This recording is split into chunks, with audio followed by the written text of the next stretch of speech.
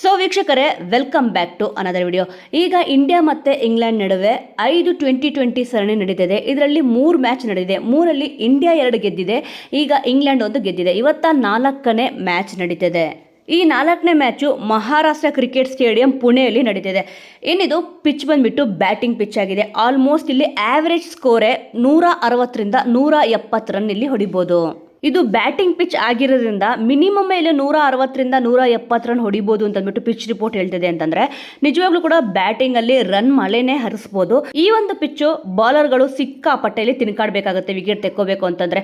Almost ಇಲ್ಲಿ fast ಬೌಲರ್ಗೆ ಇಲ್ಲಿ ಹೆಚ್ಚು ಅನುಕೂಲ ಆಗುತ್ತೆ, ಮತ್ತೆ ಸ್ಪಿನ್ನರ್ಗಳಿಗೆ ಸ್ವಲ್ಪ ಕಷ್ಟ ಆಗುತ್ತೆ. ಬಟ್ ಆದ್ರೆ ಭಾರತದ ಸ್ಪಿನ್ ನೋಡಿದ್ರೆ ಇಲ್ಲಿ ಹೆಚ್ಚಾಗಿ ಸ್ಪಿನ್ನರ್ಸ್ಗಳೇ ಮೇಲ್ಗೈ ಸಾಸೋದಂತೂ ಕನ್ಫರ್ಮ್ ಅಂತಂದ್ಬಿಟ್ಟು ಅನ್ಸುತ್ತೆ.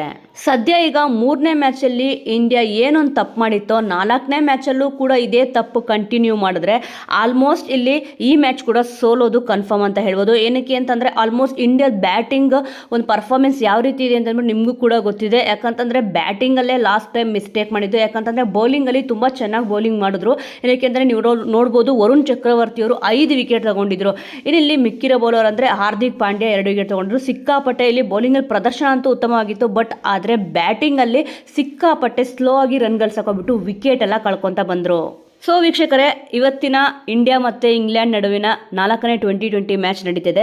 ಇನ್ನಿದು ಪಿಚ್ ಬಂದು ಬ್ಯಾಟಿಂಗ್ ಪಿಚ್ ಇದೆ. ಇಲ್ಲಿ ಆರಾಮಾಗಿ 160ರಿಂದ 170 ರನ್ ಹೊಡಿಬೋದು. ಇನ್ನಿಲ್ಲಿ ಸ್ವಲ್ಪ ಬೌಲರ್ಸ್ಗಳಿಗೆ ಕಷ್ಟ ಆಗುತ್ತೆ ವಿಕೆಟ್ ತೆಗೆಯೋದು. ಬಟ್ ಅದರ ರನ್ ಹೊಲೆ ಅಂತೂ ಹರಿಯುತ್ತೆ. ಸೊ ವೀಕ್ಷಕರೇ, ಇವತ್ತಿನ ಪಂದ್ಯದಲ್ಲಿ ಯಾವ ಒಂದು ಟೀಮ್ ವಿನ್ ಆಗ್ಬೋದು, ಇಲ್ಲಿ ಇಂಡಿಯಾ ವಿನ್ ಆಗ್ಬೋದಾ ಅಥವಾ ಇಂಗ್ಲೆಂಡ್ ವಿನ್ ಆಗ್ಬೋದಾ? ಎರಡೂ ಟೀಮಲ್ಲಿ ಯಾವ ಟೀಮ್ ನಿಮಗೆ ಸ್ಟ್ರಾಂಗ್ ಆಗಿ ಕಾಣಿಸ್ತದೆ? ಏನಕ್ಕೆ ಅಂತಂದರೆ ಒಂದೊಂದು ಟೈಮ್ ಓವರ್ ಕಾನ್ಫಿಡೆನ್ಸು. ಲಾಸ್ಟ್ ಮ್ಯಾಚಲ್ಲಿ ನೀವು ನೋಡ್ಬೋದು ಕಾನ್ಫಿಡೆನ್ಸ್ ಸ್ವಲ್ಪ ಓವರ್ ಆಗಿದ್ದಕ್ಕೆ ಇಲ್ಲಿ ಇಂಡಿಯಾ ಬ್ಯಾಟಿಂಗ್ ಕೂಡ ಇಲ್ಲಿ ಡೌನ್ ಆಯಿತು, ಮತ್ತು ಆ ಪಂದ್ಯ ಕೂಡ ಸೋಲ್ಬೇಕಾಯಿತು. ಇವತ್ತಿನ ಪಂದ್ಯದಲ್ಲಿ ಯಾರು ಗೆಲ್ತಾರೆ ಅಂತ ನಿಮಗೆ ಅನ್ಸುತ್ತೆ ಅನ್ನೋದನ್ನ ಮಿಸ್ ಮಾಡದೆ ಕಮೆಂಟ್ ಮೂಲಕ ತಿಳಿಸಿ. ಮುಂದಿನ ವಿಡಿಯೋದೊಂದಿಗೆ ಮತ್ತೆ ಸಿಗೋಣ. ಜೈ ಹಿಂದ್, ಜೈ ಕರ್ನಾಟಕ.